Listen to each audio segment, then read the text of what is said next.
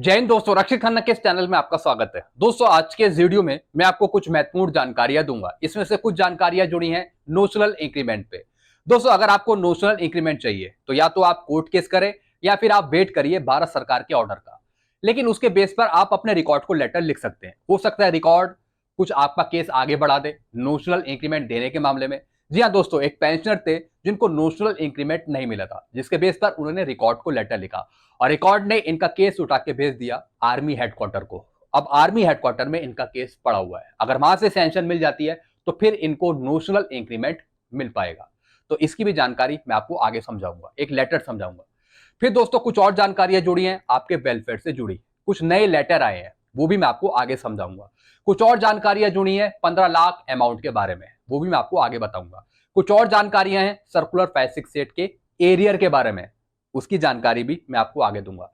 कुछ और जानकारियां जुड़ी हैं 2006 से पहले आए ऑनरी न्याय सुविधार के एरियर के बारे में, वो भी मैं आपको आगे बताऊंगा। तो दोस्तों, ये तमाम जानकारियां हैं जो काफी महत्वपूर्ण है आपके लिए, इसलिए इस वीडियो को आप शुरू से लेकर आखिरी तक देखेगा और अपने ग्रुप में भी शेयर कर दीजिएगा। वीडियो में आगे बढ़ने से पहले एक छोटी सी अपील कर रहा हूं। अगर आप पहली बार मेरा चैनल देख रहे हैं या फिर ये वीडियो देख रहे हैं तो आप मेरा चैनल सब्सक्राइब भी कर सकते हैं, जिसका नाम है रक्षित खन्ना, क्योंकि ऐसी जानकारियां अक्सर आपको मिलती रहती है इस चैनल के माध्यम से।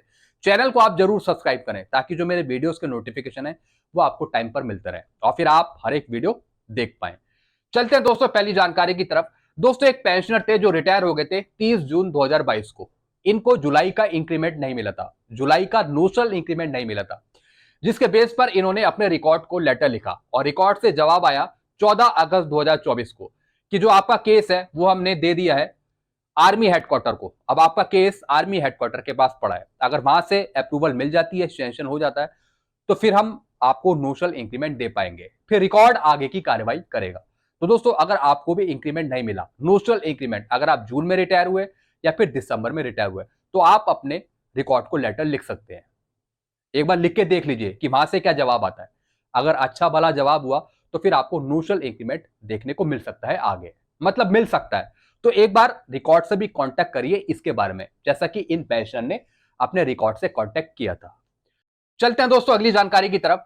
फिर दोस्तों, एक लेटर जारी हुआ, एक एडवाइजरी है डीएसपी अकाउंट के बारे में। ये लेटर लिखा गया है आर्मी हेडक्वार्टर की तरफ से कमांड को और रिकॉर्ड को। इसमें यह बताया गया है कि जो डीएसपी की फैसिलिटी है, डिफेंस सैलरी पैकेज अकाउंट की जो फैसिलिटी है, वो कई बार वाइफ को, स्पाउस को नहीं दी जा रही। वो इसलिए नहीं दी जा रही क्योंकि जो उनका अकाउंट है वो एक सैलरी अकाउंट है, उसको कन्वर्ट नहीं करा गया है पेंशन अकाउंट में। इस वजह से जो इंश्योरेंस का कवर है वो वाइफ को, स्पाउस को नहीं मिल रहा।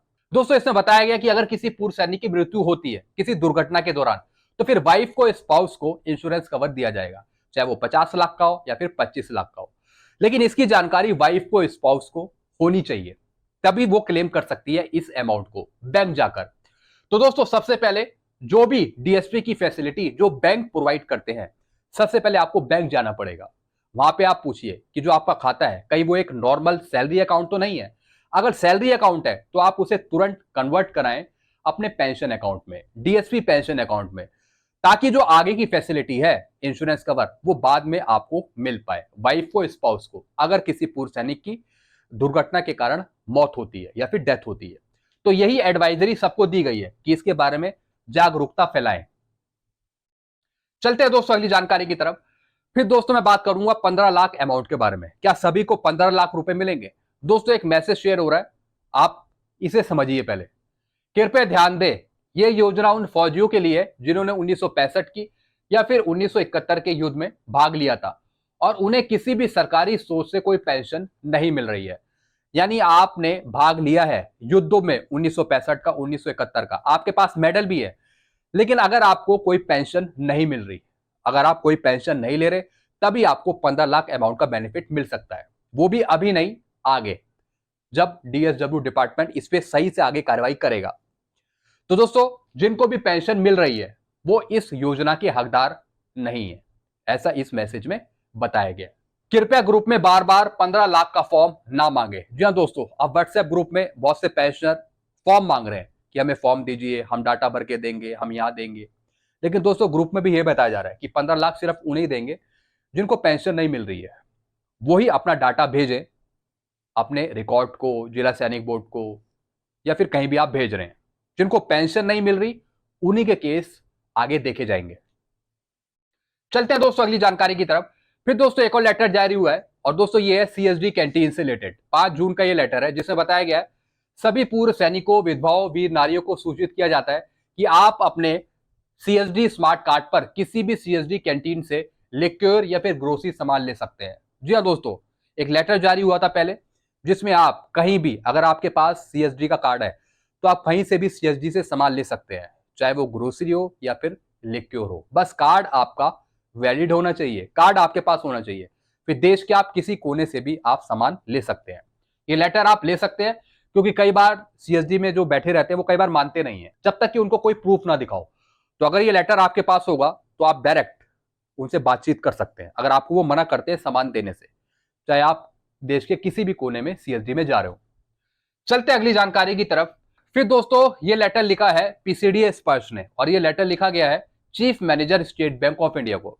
यानी एक पेंशनर थे जिनको सर्कुलर 568 का एरियर कम मिला हुआ था, यानी जितना बनना चाहिए था उतना नहीं मिला, कुछ कम मिल गया, जिसके बेस पर दोस्तों मैंने इनकी एक एरियर शीट बना के दी, पूरी एरियर शीट इनको बना के दी। मैंने बोला कि एक बार आप शिकायत डाल दीजिए सीपी ग्राम में इस एरियर शीट को लेके, और जो भी आपका डिफरेंस अमाउंट है वो आपको दिया जाएगा स्पर्श पीसीडीए द्वारा। तो दोस्तों यहां पर स्पर्श पीसीडीए ने खुद ही बता दिया कि आपका डिफरेंस अमाउंट का एरियर बनता है, जो आपको कम मिला वो आपको दिया जाएगा, लेकिन इसके लिए हम एक लेटर दे रहे हैं आपके बैंक को ताकि वो नोट पे सर्टिफिकेट बना के दे। तो दोस्तों ये लेटर लिख दिया है चीफ मैनेजर एसबीआई को ताकि नोट पे सर्टिफिकेट वो बनाए और उसके बाद स्पर्श इनको एरियर दे, जो इनका कम एरियर बना हुआ है वो इनको पूरा एरियर दे डिफरेंस अमाउंट का। तो दोस्तों ऐसे बहुत से पेंशनर है जिनको बहुत कम एरियर मिल गया सर्कुलर 568 का। एक बार आप सही से कैलकुलेट करके देख लीजिए ताकि कहीं आपको नुकसान तो नहीं हुआ, तो एक बार आप चेक कर लीजिए। अगर नुकसान हुआ है तो फिर आप सीपी ग्राम में कंप्लेंट डालिए और जो फिर आपका कम एरियर है, जो डिफरेंस एरियर है, वो आपको मिल पाए। तो दोस्तों जल्दी इनको एरियर दिया जाएगा स्पर्श पीसीडी की तरफ से, लेकिन सबसे पहले जो बैंक है वो इनको नोट पे सर्टिफिकेट बना के देगा स्पर्श को। चलते अगली जानकारी की तरफ। फिर दोस्तों मैं बात करूंगा ऑनरी नायब सूबेदार की। एक चीज आप समझ लीजिए, जो भी पूर्व सैनिक है और जिनका रैंक ऑनरी नायब सूबेदार है, अगर उनकी डेथ 30 जून 2014 के बाद हुई है, अगर 30 जून 2014 के बाद डेथ हुई है तो दोस्तों वाइफ को, स्पाउस को सर्कुलर 631 का एरियर मिलेगा 1/1/2006 से 30 जून 2014 तक का, इस पीरियड का एरियर मिलेगा। तो एक बार आप सही से चेक करेंगे कि आपको सर्कुलर 631 का एरियर मिला या नहीं मिला। मैं वाइफ की, स्पाउस की बात कर रहा हूं। हालांकि जो पेंशनर है उनको भी मिल गया होगा 1/1/2006 से 30 जून 2014 तक का, उनको भी मिला होगा, लेकिन मैं बात कर रहा हूं वाइफ की, स्पाउस को। अगर उनको नहीं मिला, लेकिन अगर पेंशनर की डेथ 30 जून 2014 के बाद हुई है तो पूरा एरियर मिलेगा 1/1/2006 से 30 जून 2014 तक का। तो दोस्तों ये कुछ जानकारियां थी जो मैंने आपको समझाई हैं। आई होप सारी जानकारियां अच्छे से समझ गए होंगे। अगर और कुछ पूछना हो तो आप नीचे कमेंट कर सकते हैं। वीडियो आपको अच्छा लगता है वीडियो को लाइक करें और चैनल को आप सब्सक्राइब कर सकते हैं जिसका नाम है Rakshit Khanna. Thank you so much.